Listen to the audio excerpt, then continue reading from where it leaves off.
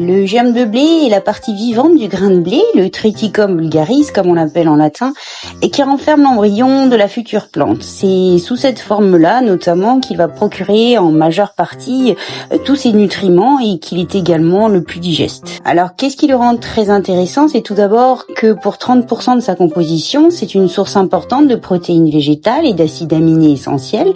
Ensuite, il a des glucides, l'amidon, le saccharose, la cellulose qui le constituent à 35%.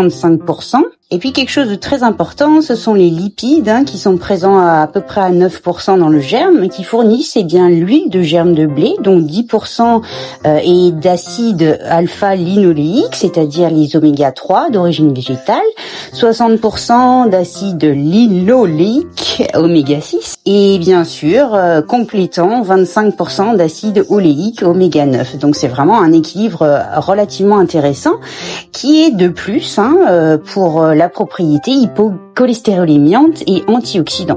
Le germe de blé, pourquoi est-il encore intéressant? Parce qu'il a une forte teneur en vitamine E, notamment 200 mg pour 100 g de germe, et également beaucoup d'autres vitamines, dont la vitamine A, D et K en association, les vitamines du groupe B, B1, B2, B6, B8, B9, beaucoup de magnésium, du zinc, du manganèse, du phosphore, du fer, etc.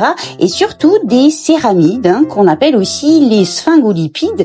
On y retrouve les constituants en fait des membranes cellulaires. Et c'est pour cette raison qu'on peut très facilement en préparer un concentré actif directement assimilable et qui va entretenir en fait et enrichir les phanères. Je rappelle, les phanères sont les ongles, les cheveux, mais aussi il va entretenir la peau.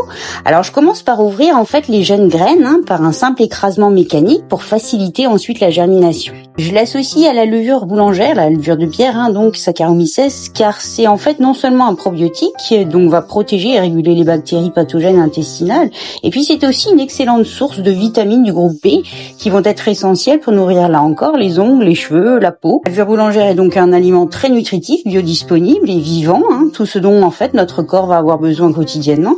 C'est un bon complément alimentaire aussi pour soigner l'acné, les dermatites, les infections de la peau, dont le psau, les dermatites, ainsi qu'au niveau des ongles, les furoncles. Il agit en fait en tapissant les cellules épithéliales intestinales et bloque comme ça les cibles d'attache des bactéries pathogènes, d'où une neutralisation notamment des infections bactériennes à l'origine des diarrhées infectieuses par exemple. Elle sera aussi très intéressante comme anti-anémique et puis anti-fatigue ou en cours d'antibiothérapie en association avec des lactobacillus humains. La préparation anaérobie, elle fermente et procure donc des sucres qui vont en fait s'auto-alimenter et nourrir justement la flore et toutes les bactéries qui sont dans cette boisson.